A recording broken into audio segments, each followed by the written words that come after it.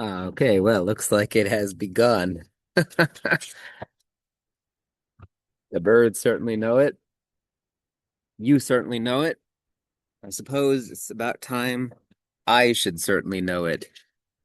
Well, as I'm sure you know or have already guessed, I am your host, Miles Gray, and this is Pandoradom. Welcome, Pandora Knots.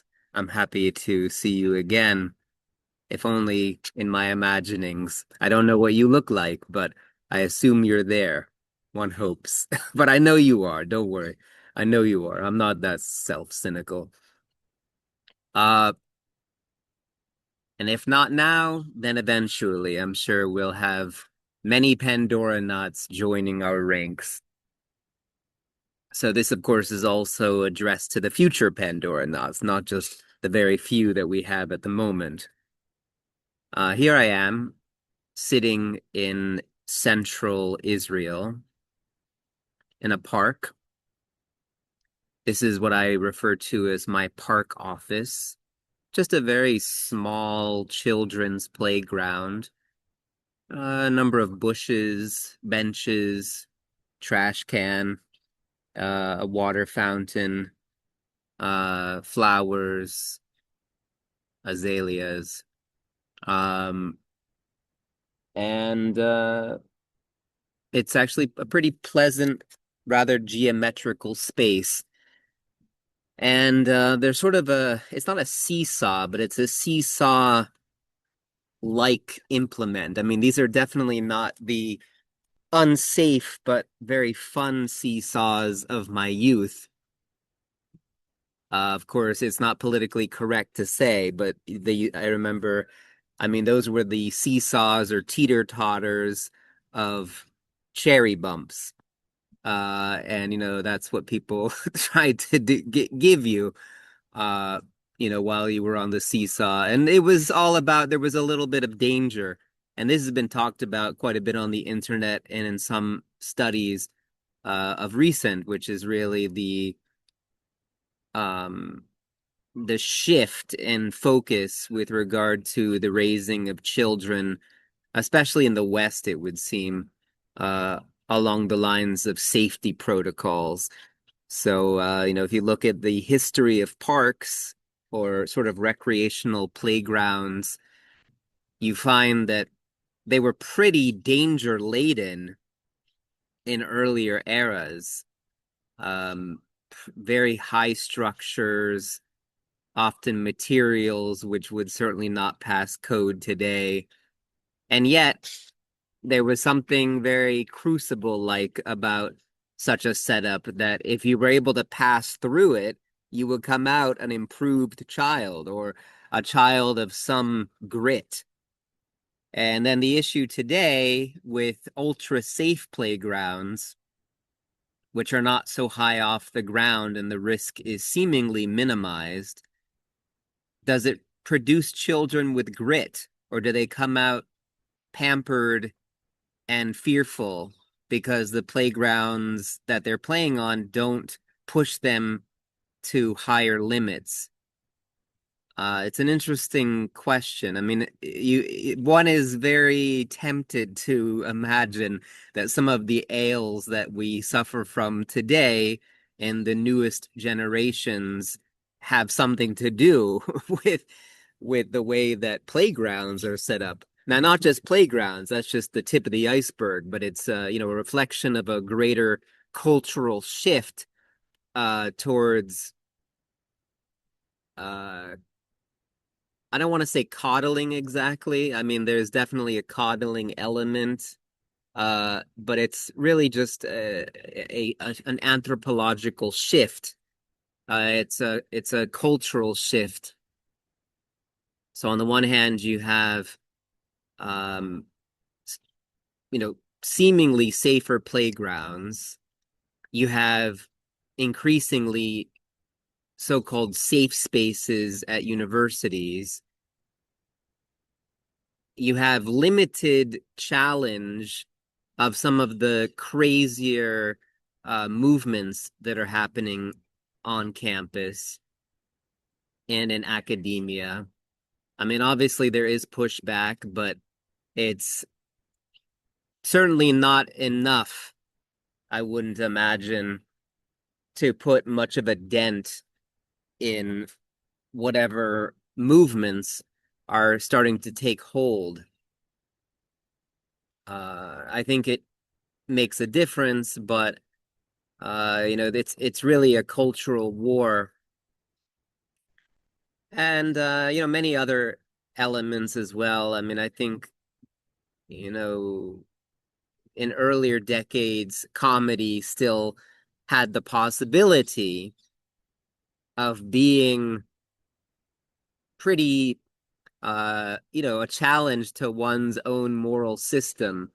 And there's definitely comedians even in our own time that would fit that criteria, uh, those criteria as well. But there has definitely been a very strong movement towards the sanitization of comedy and entertainment, notably in Hollywood, of basically attacking and, as I said, sanitizing, essentially, what is the word? Sterilizing, I think, in many ways. Comedy, adventure, the grit of a convincing and authentic story in order to fit a social or ideological agenda. And I myself, as a content creator, will say, as an artist, have faced pushback along these lines. Um, not that I'm Hollywood, but I'm saying that, well, actually, at this point, one might say that my work is better than Hollywood, given what's going on there. Uh, but that's not a very high bar. Uh, so yeah, I mean, like one of my major works at the moment concerns an African child who is escaping war and murder in her home nation, and she's very small, and it's kind of a Bildungsroman, or a story of growing into one's own or coming into one's own, um, of it's a coming of age story, I suppose. In some ways, it's not just that. I mean, it's highly referent to the epics of old, like the Homeric cycle. Um, but it's also very, comedic or humorous in its approach. It's sort of a parody in some ways, or a comical treatment of, some of those what's the word, allusions. So I can't go into any details right this second prior to publication. Well, I suppose I could, but it would not be advisable, uh, acting as my own agent for the moment here. uh, but I've people who know about it, even those who are close to me, obviously people are generally pretty supportive of such projects, although, in a very like I said, a general sense. It's not, I think it's very difficult to find true cheerleaders as an author. I mean, it's obviously if you become well known, you're going to have a large fan base, and I suppose those might be like cheerleaders. uh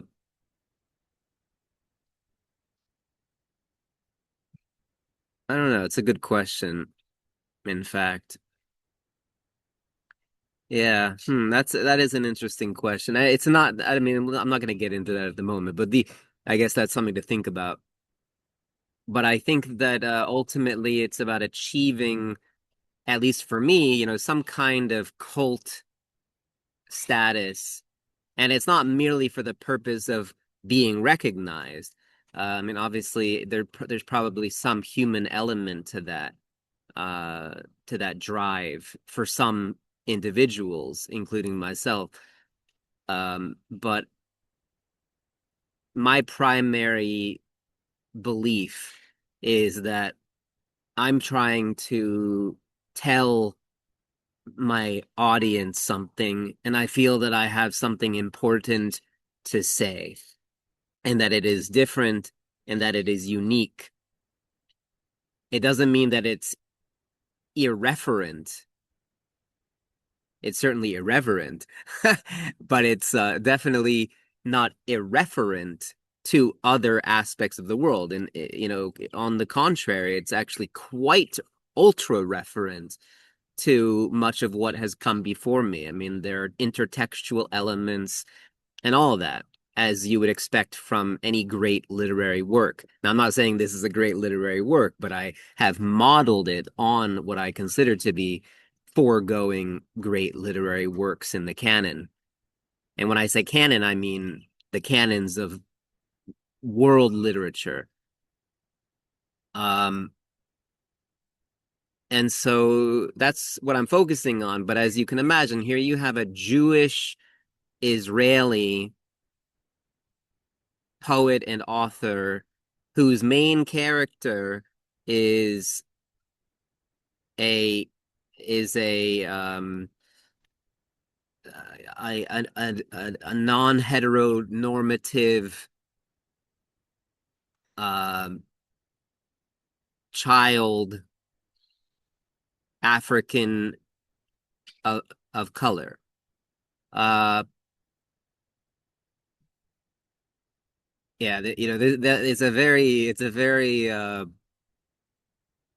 not of I'm fully aware of how unwriterly such a description is. I'm trying to be uh pretty PC in that description. Not that I'm always so PC in my actual work. But I think it's important to be respectful. That I think is very necessary and important. But I think to kowtow to ideologies which claim to be anti-racist, but in the end come full circle into being racist unto themselves is a great pitfall of the modern era and has duped people whole.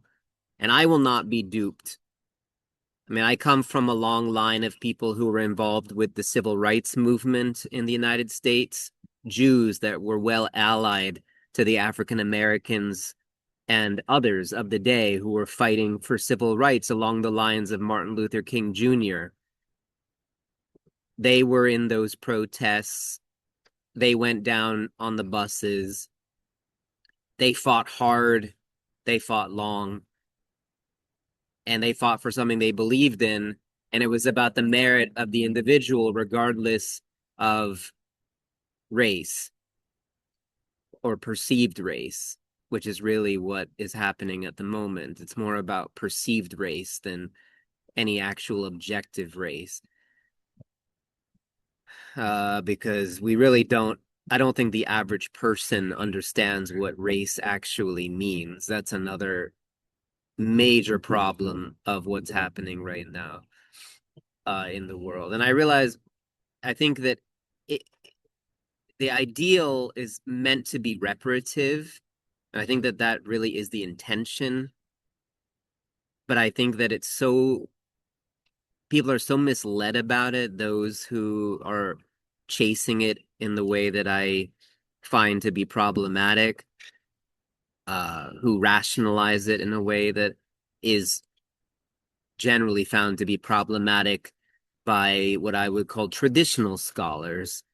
And I think, unfortunately, to even say traditional scholars is almost like a slur right now.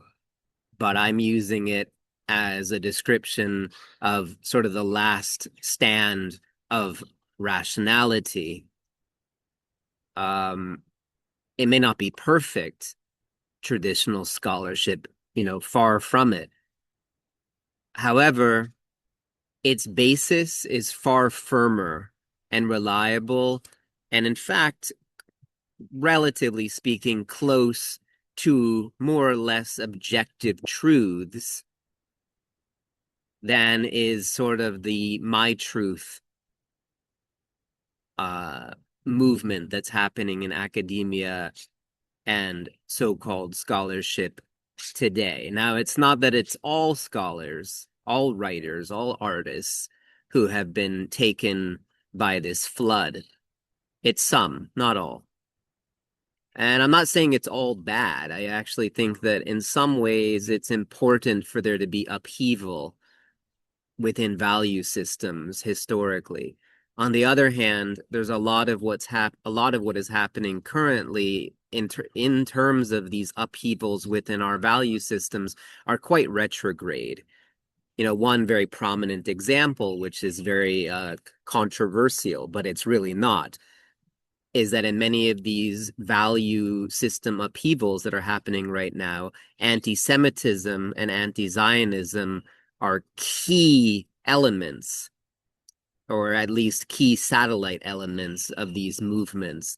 And they have very real effects on Jewish people in the diaspora and Israelis that are very deleterious. And in fact, can be existentially threatening in a very real way. People frequently say such things. Oh, you're threatening my existence. And I think, in many cases, it's really not so true. And I mean, it's, sometimes it is, sometimes it isn't. I think that um, it's a very rhetorical usage at the moment, and for some people, it absolutely is the case. I have a very close friend, a close literary colleague, I would say, um, who has given reviews for the back of one of my major books published in 2020. He had to flee Iran because of his identity and take refuge here, where he was able to do so.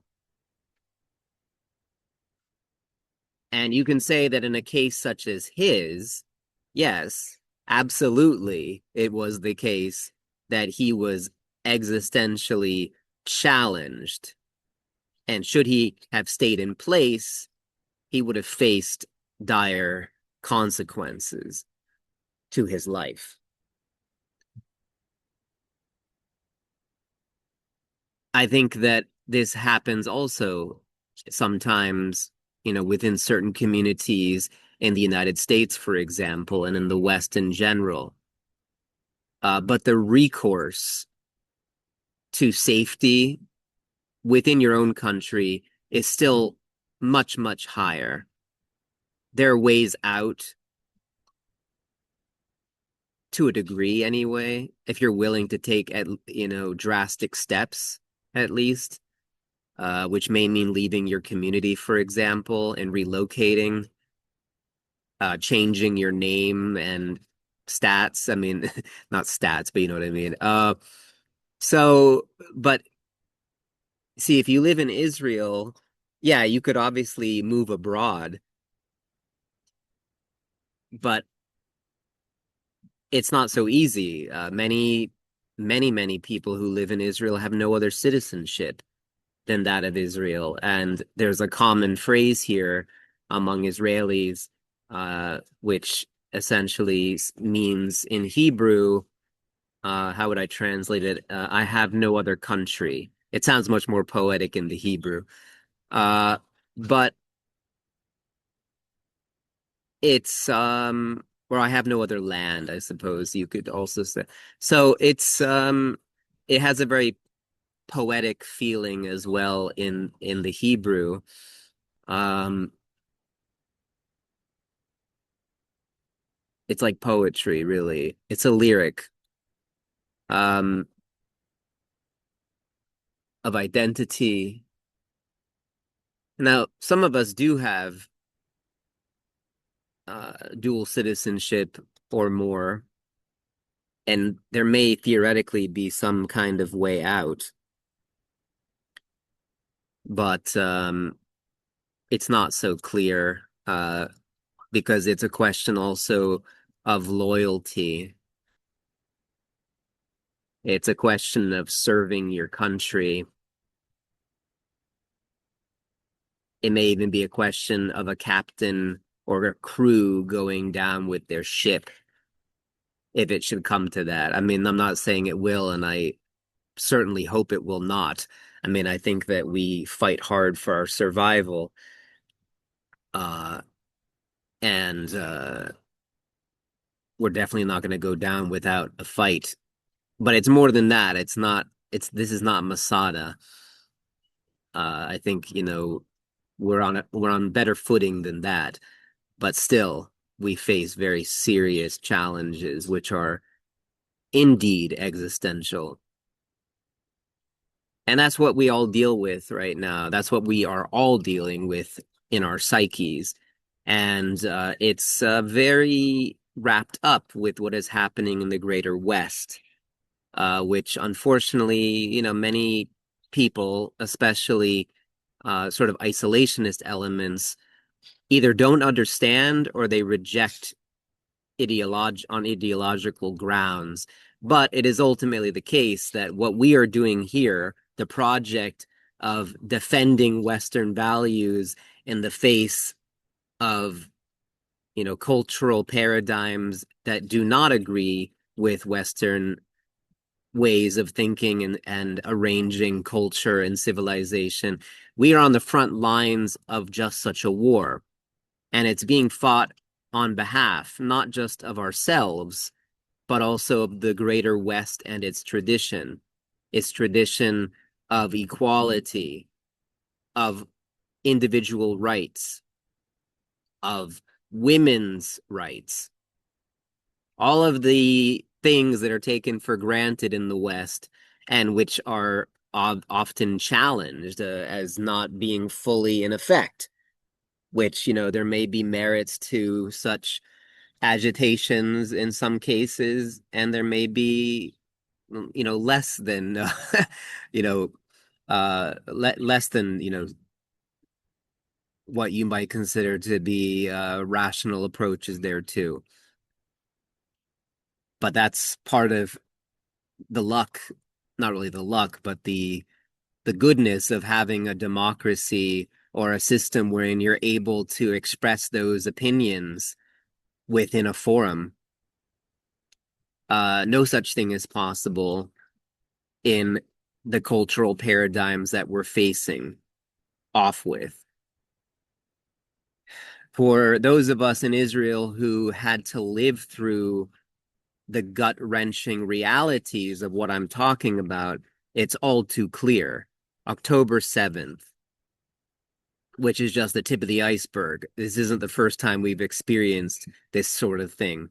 Now, it was the highest toll of Jews in one place since the Holocaust, which has been frequently repeated.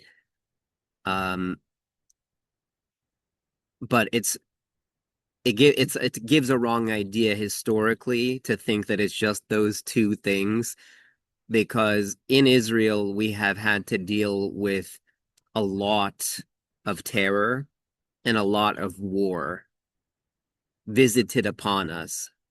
And it doesn't mean that we are not part of that equation. We absolutely are. But the way that much of the world often tells it in demonizing us and essentially creating a false equivalence between what is in essence an imperfect but a pretty exceptional democratic state in the Middle East with actual terrorist elements that have no business being in existence and in essence deserve to be liquidated. Now, whether they should be is another question, but that's sort of a moral question that you can debate about in the halls of justice. But when you are faced with a threat to your own existence, which is immediate to your person, and in this case, to a nation based on being Jewish or being affiliated with what is considered to be a Jewish state, or at least to have a state with Jewish characteristics, even though it's ultimately a multicultural democratic state, um, you have to bypass some of those questions. And this is the thing that really any nation, any self-respecting nation with the ability to do so in being faced with a similar dilemma would probably act even more madly, not madly, would act with even more force than we have. Obviously, I think that the way the world views it, because of a massive propaganda campaign against Israel and Jews in general, there is a severe misunderstanding of what happens in Israel between Jews and the cultural Arabs of the Levant who live in the land of Israel, which are sometimes called Palestinians, even though I believe that that term is very problematic because it has changed meanings many, many times, and I don't feel that the people who use these terms are aware of that history. Prior to the last few decades, and especially prior to 1948, the term Palestinian could refer to people who were Jewish, Muslim, Christian, who were essentially subjects of the British Empire. Now, obviously, what it means at the current moment, which especially became current in the 60s, through appropriation, essentially, it has a very different meaning. And so I think it's a very problematic situation terminologically, but that's another discussion. And here in Israel, despite the claims of apartheid and all of these, I'm sure you've heard even worse. Well, ultimately, none of it is true. I mean, here I am. I'm a historian of this region. I live here. I've been here quite a while. I try to be a good person and try to really understand what's happening around me, even if it doesn't agree with what I want to be the case. That is to be an actual scientist in spirit and say, okay, even if the evidence shows something other than what I want to believe, I have to go with the evidence. And I've tried to live by that standard as much as possible. Nobody's perfect. But in doing so, what I have found is that much of what has been said about Israel is simply wrong. And if not wrong, it is highly altered or taken out of context or otherwise manipulated in some way to serve an agenda. So much of what Western liberalism today, or I should say far left liberal, well, it's not even liberalism, I wouldn't say, but much of what is happening on what is more or less called the far left in the West, much of the attitude that they have towards Jews in Israel have been brought to them thanks to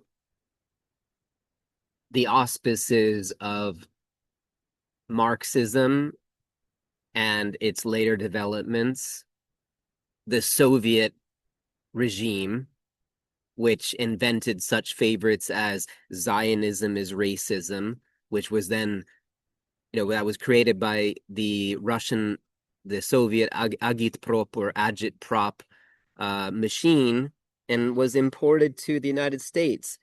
And so now all of these similar slogans that are being screamed and shouted on college campuses, I don't think the majority realize that these phrases were coined word for word by the extremely anti-Semitic and anti-Zionist Soviet regime during the 60s and earlier.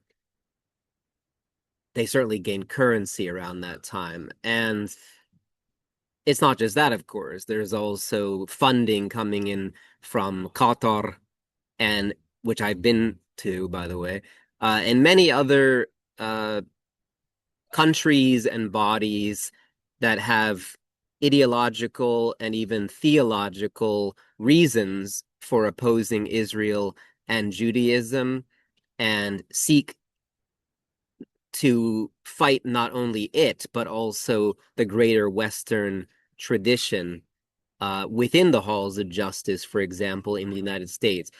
Not just in the halls of justice, but also in what you might call the mobs of justice, which is or injustice, which is college campuses, people who don't know any better. People are not really able to make their own rational decisions about what's happening because they don't have the education to do so. I mean, this is unfortunately a situation where it really does matter how much you know. I mean, I think there are some cases where it's not about education and you can still be a good person. But in this case, to truly understand Israel and the place of the Jews in world society, you need to be a scholar. It doesn't mean you need to be a scholar to know what is right and wrong here, but to really understand the context of all that has gone down, you need to be a scholar of some ability. And it doesn't mean that you have to be affiliated with academia. All I mean is you need to be an everyday person who turns themselves into a scholar by using the resources that they have at their fingertips. It's problematic, of course, because you can become what you think of as a scholar, but you may end up becoming an activist. So many of the so-called scholars of, within these questions, they're really not scholars. They're more activists with scholarly tones, perhaps. But it's this is definitely the case in many Middle East programs in academia today, that many of the professors and academicians involved, they're in fact activists more than scholars, even though they're referred to as scholars in many cases. And I have asked, this is of course anecdotal, but I have asked many people who are on opposite ends of the spectrum to myself on these issues, and I say, or I have asked, sometimes there seems to be this modus operandi of scholarship, of activism over scholarship. Can you tell me that this is true for you and yourself, that you care more about the activistic impulse and its achievements than scholarship and its achievements? And what I frequently have been told is that, yes, in fact, activism trumps scholarship. And if I am faced with a twofold path, I don't know if twofold path is quite what the right meaning. What I mean is a diverging path in the wood. One is scholarship and the other is activism. Even if I've been on a path up to this point, which is more or less, say, a mixture or a reconciliation of the two, or maybe it was more one than the other, but in any case, they're now diverging. I will go down the path of activism rather down the path of scholarship. And I think there's some who believe that they are inextricable one from the other, that you can't possibly be a scholar without also being an activist or having that activistic impulse. I would beg to differ, but I do understand the feeling. And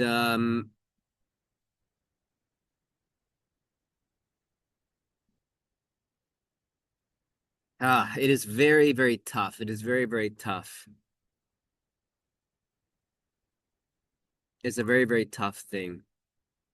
Anyway, and getting back to what I was talking about before concerning this manuscript that I'm working on about this young African child who is essentially making her way towards the Middle East because she's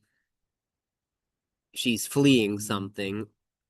It deals a lot with her psychological trauma.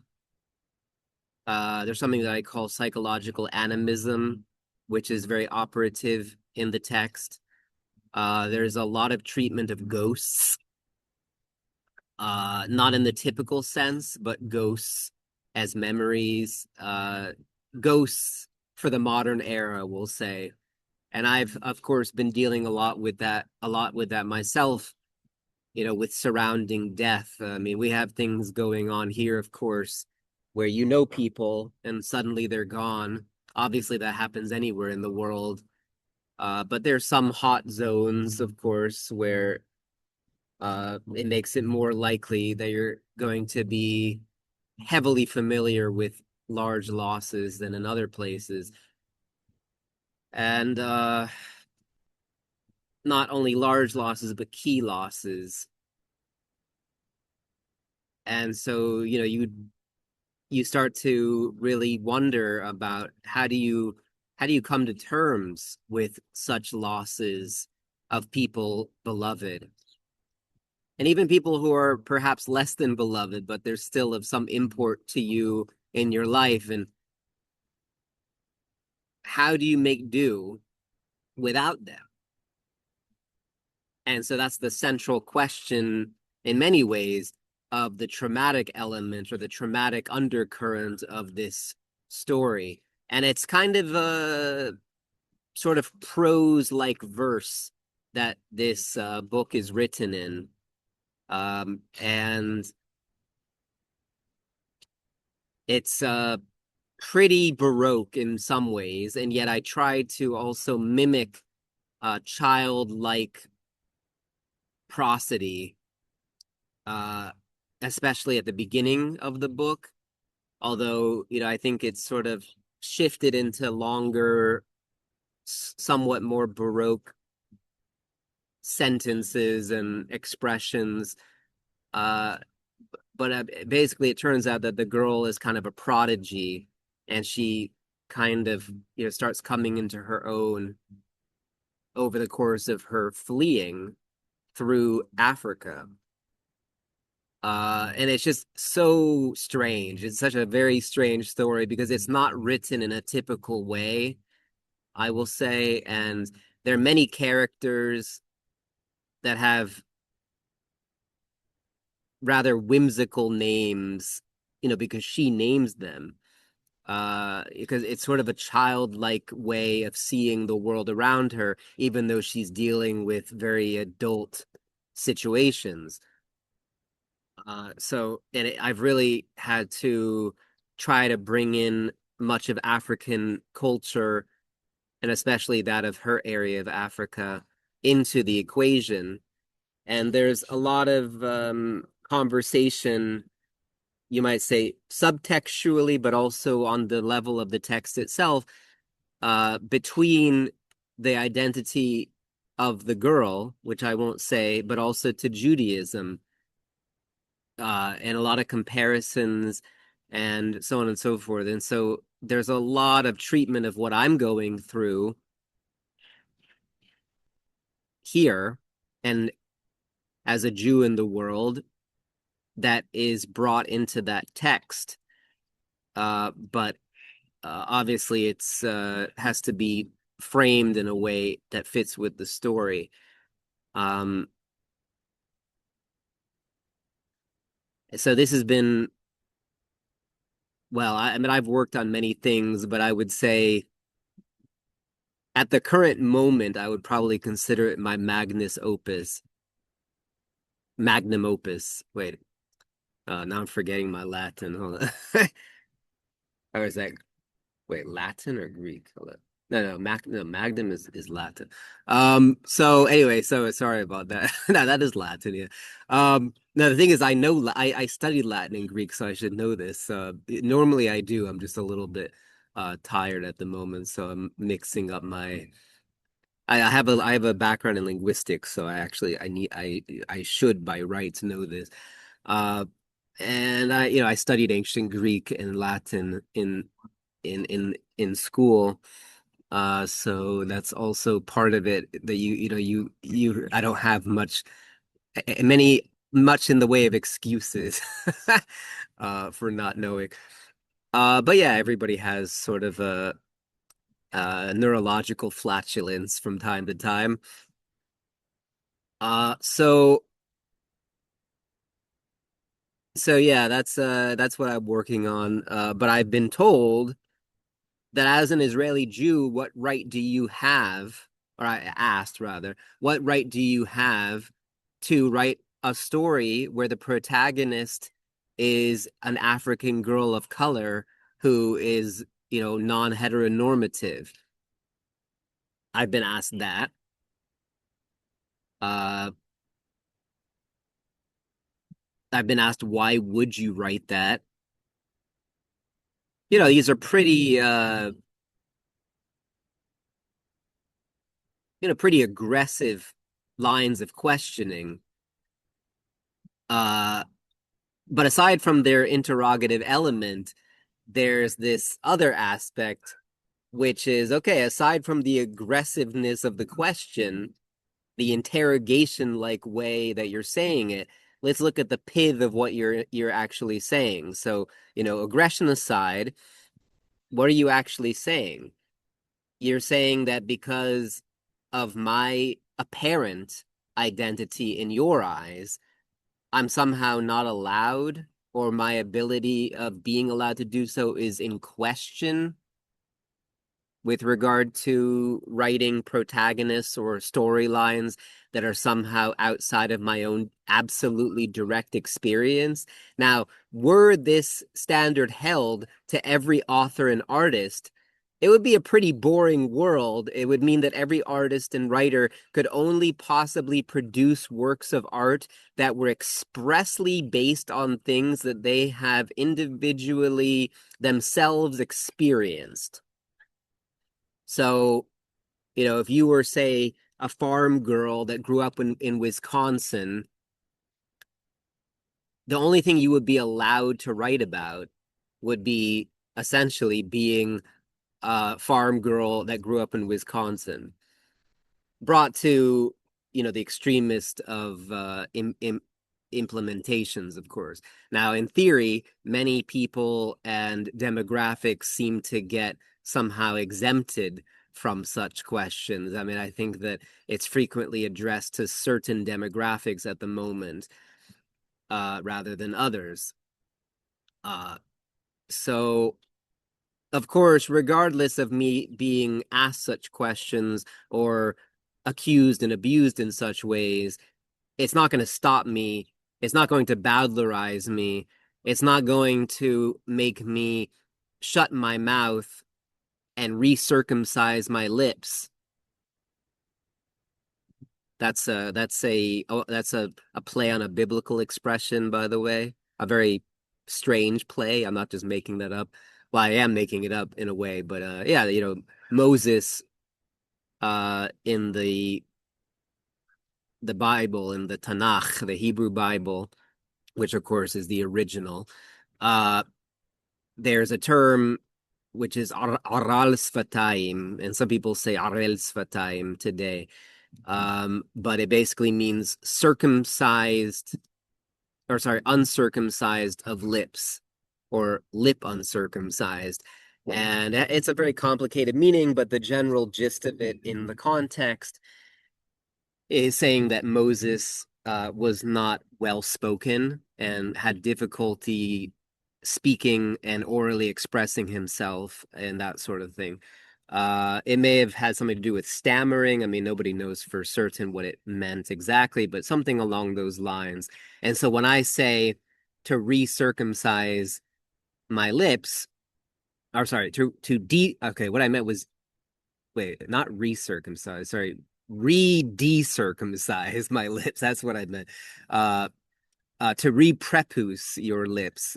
That essentially what that would mean would be to put a stop, to put a muffle, to make yourself unable to say what you have to say. And I'm not going to do that. That's my point. And ultimately, what is an artist or an author if they don't write what they need to write, even if that goes against the grain and goes against expectations and goes against the status quo as it is dictated to you by those who would control your output? I mean, it's a complicated matter because sometimes you're writing for an audience or you're writing for sort of a, a patron audience. Uh, and then you do have to self-censor and bowdlerize in order to be acceptable to your fan base or to the culture to which you're writing. I mean, that I understand. But there's also an important element of being able to negotiate properly so that even if on some level you do take that into account, you also say what you need to say. You know, you couch it in the terms that are understandable to your audience, but you also say, I have to take a stand though on this, this, and this. And this, of course, goes for things that that even I don't agree with.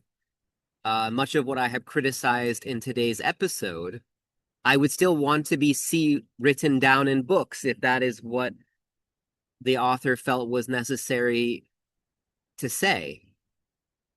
I mean, I think that free speech is very important.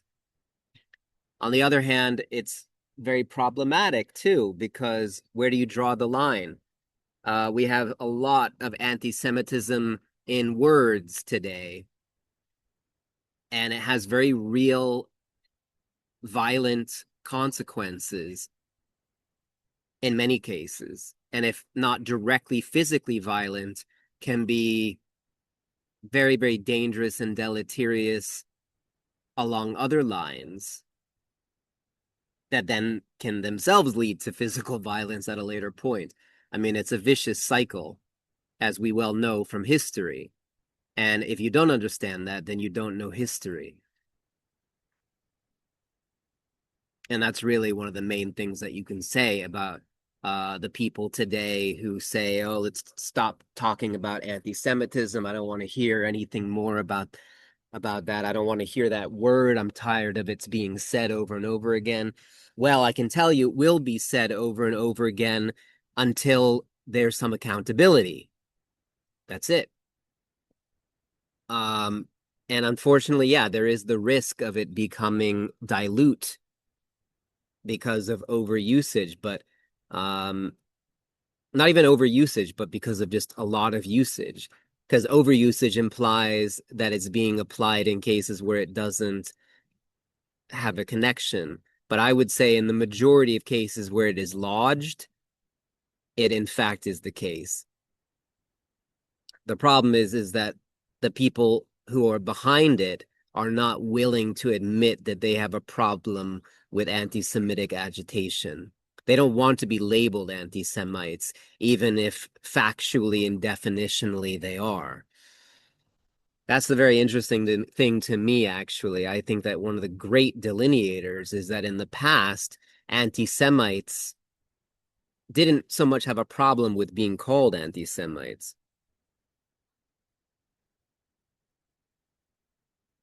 Today, it is not in fashion at all to be labeled an anti-Semite. You don't want to be called that because it's a bad word and it's bad publicity. It's bad PR. So even the worst of the worst, who are obvious and outright traditional classical anti-Semites, don't want to be called that because it gives the ick, for lack of a better term, to large audiences observing. Now, they may be anti Semitic themselves, even, but they don't want to see that label. They're just tired of the label. The problem is that the label applies what it in fact means, what it denotes, not connotes, but what it denotes is an irrational hatred of Jews. And that is exactly what is being effectualized and is happening among large swaths of people who claim that they are not anti-Semites and who claim that they do not harbor anti-Semitic agitative sentiments. Even as they execute such behaviors that illustrate such a truth. Uh, it's a very upsetting thing because it's so crazy. I mean, this is sort of I think perhaps a clever and almost kind of Baroque meta approach to escaping these sort of unwanted accusations, even if they're true. Uh, it's very convenient, say, for today to equate Zionists with Nazis, which is another trope that was inherited from Soviet propaganda, although wasn't specific to them, but they made great use of it in their agitprop. And it was exported to the far left West, and has become rather popular in our own era. Uh, it's, of course, completely false. And not only that, it's disgusting anti-Semitism, and it's what is known as Holocaust inversion.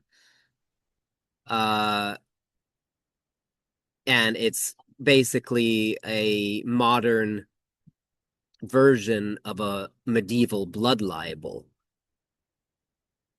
And if you believe such absurdities, you are definitionally an anti-Semite because it is not true. It's simply not true. And if you look at the evidence, you will see that it's not true. Now, if all you look at is the activistic evidence that is, basically Hamas washed propaganda, then yeah, of course, you're going to believe what you're going to believe. But if you really look at the evidence, if you truly care about the people involved, not just the Jews, but also Muslims, Christians, Druze, and others who are deeply entrenched within this conflict, you will understand that at the end of the day, if you still believe such horrible libels, then you are definitionally an anti-Semite. All I would suggest is, if that still be the case, own it and say openly what you are without attempting to hide it. I mean, at this point, I can proudly say I am a Zionist and I am a Jew. So why can't you be proud and say you're an anti-Semite and a hater of Israelis? Is what I say to those people who claim that they're not anti-Semites and that they're only anti-Zionists. Now, this applies to Jews as well. One notable group that I was recently banned from, which I find rather hilarious, is the so-called Jews of conscience, which I call the Jews of ick conscience, on Reddit. They're far left, what some might call highly critical of Israel, but it's really not, it doesn't really stop there. I mean, the assumptions that they have, the things that they say about Jewry in Israel, and even about Jewry in the diaspora, it contains a lot of traditional anti-Semitic canardry or canards, and a lot of really bizarre assumptions that I think have been internalized from anti-Semitica. And that's a very unfortunate thing, but I have to say, it's sort of I think it's a Marxism influenced group, and Marxism itself is highly informed by anti-Semitica. Marx himself, a Jew, was very much disgusted by Judaism and said pretty anti-Semitic things in his own works. Now, of course, this was a very common anti-Semitism of his day. It was common parlance as a public intellectual to say such things, and it didn't have the same disgust or ick factor on the surface as it does today. That, like I said before, even if you are a definitional anti-Semite, you don't want to be called an anti-Semite. In those days, it really didn't matter. And in fact, it was a kind of cultural currency to have such beliefs in many circles, even as a Jew. So as an emancipated German Jew, what could be better than to harbor sort of the passport into the higher circles of having these sort of traditional anti-Semitic canards laced through your own philosophical output. So on a certain level, I can understand that, but at the same time, there's a sickness to it as well, because there were certainly other Jews in his time and before his time who, despite consequences, were quite brave and valiant enough to say, yes, I'm Jewish and I'm not ashamed of it, and I'm going to include that in my philosophical output. Damn, consequences be damned. Obviously, that carries its own consequences, but you know, that's sort of the ongoing question of what it means to be a Jew, and moreover, what it means to be a righteous person in general, to be able to stand up and to be willing to stand up to those who would vanquish you on the grounds of the severe injustice that they call and paint as justice. Now, unfortunately, this is what each side says about the other. So it's very difficult to know. It's sort of isn't it sort of a trope we see in cartoons and the like, where you have, one element, you have these sort of twins or clones, and then the person who has to shoot them or has to, choose between them, they don't know which is the real one. I'm sure you've seen episodes of various cartoons and TV series where such things happen. I mean, this is I've countless times have I seen this trope. Uh, but I think that that's very much the case.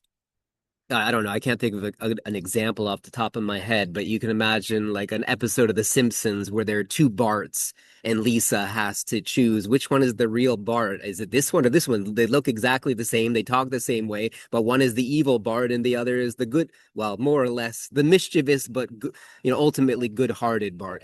Uh, so similarly, you can say when you're looking at, say, an anti-Semite and a Jew, which is which? Now, it shouldn't be so difficult in that case. I mean, in the case of Bart, he looks the same as himself. Jews and anti-Semites couldn't look farther apart from one another, and yet they are ultimately uh,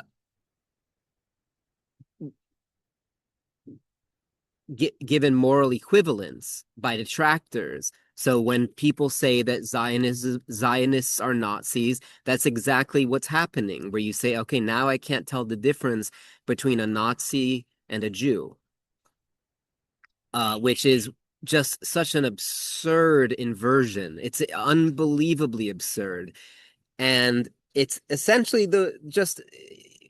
basically what is the worst thing you can call someone today? Essentially, the worst possible thing you can call another human being is a Nazi in our own day. And so, if you are anti-Semite and you want to defame the Jews, what is the worst thing you can call a Jew? A Nazi. Well, others would think the worst you can call a Jew is a Jew, but you get the idea. Um, and this is what we're up against.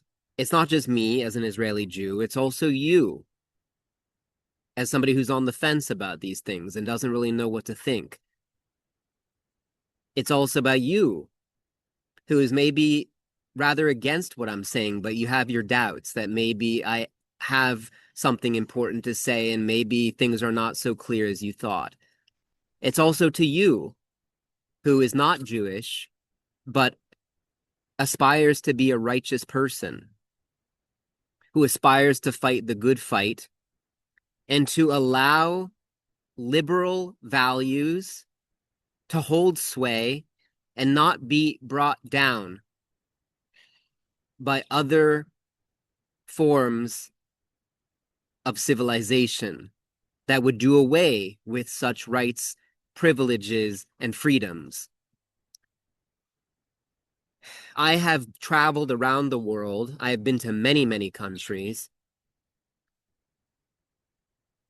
many tens, many dozens of countries, and I have seen what it is like to live in an actual dictatorship. I have seen what it is actually like to not be free and enjoy the simplest of democratic freedoms and liberties. I know what life is like in the Arab world for women, for people who are part of religious minorities, not just the Arab world, but the Muslim world in general. Now, if you're Muslim, that's not the issue. The issue is about trying to suppress other people, especially minorities. This is a serious problem in the Muslim world. Now, am I not allowed to say this? It's simply a fact. If you look at Pakistan, if you look at Afghanistan, these are not Arab countries, but they're Muslim countries. Then we go into and obviously Iran is another example. And then you go into the Arab world, you have the entire Gulf, you have all the countries that surround Israel, you have the territories, that is to say, Gaza and Judea and Samaria, or what is sometimes referred to as the West Bank.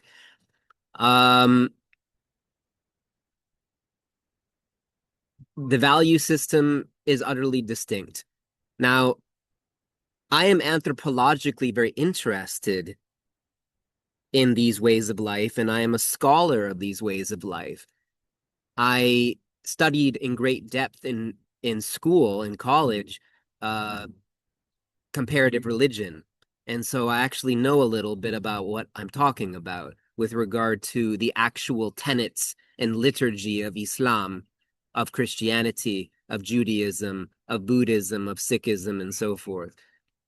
I have some idea, and I have read the texts, and I know them in their original language to some degree or other, enough to be able to understand some of the nuances. And that's quite necessary, in fact, in understanding the conflict here and in the clash of civilizations that we're currently experiencing.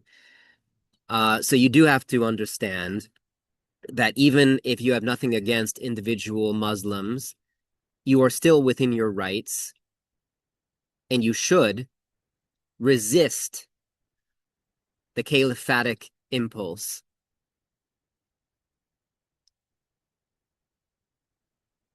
That is precisely the battle of civilizations that we're dealing with at the moment. That is what was happening on 9/11. That's what happened on October 7th. This is all part of a civilizational conflict that, in fact, is also related to La Chanson de Roland, or the Song of Roland, which was, of course, a major poem, long poem, or a geste type poem of the medieval period. in Old French or Middle French, Old French, I guess. Uh, I believe. Is that right? Yeah, well, anyway, but it was used in many Romance languages of the era, and or they had their own versions, I mean. But anyway, the idea was that you have Christendom against uh the Moors or the Saracens. I never knew how to pronounce that word to my as much as a historian as I'm supposed to be. It's also that I use so many different languages that I get mixed up sometimes about pronunciations of certain terms. Um, so uh, especially terms that are similar across languages but have slightly or highly different realizations phonologically and emphatically and so forth. So, uh, but that was what was happening. I mean, that's what the whole story is about. It's essentially the struggle of conquest between Christendom and Islam of the era. Of course, they had the latter had come up through North Africa into Spain, and they were trying to conquer France and and sort of that area. Uh, the borders are a little bit different, but the general idea is correct. And Christendom at the time, they were essentially trying to defend against this. Now, this is a bit of a simplification. Yes, there was a lot happening historically at that time, but it is definitely safe to say that a lot of this had to do with a clash of civilizations, which is still happening today. That's what I'm trying to get at. That what happened, the events of Le Chanson de Roland are similar or carry a common thread with the events of 9/11 and the events of October 7th, to name but a few important dates and events. I mean, obviously, there are far more events, but those three give a general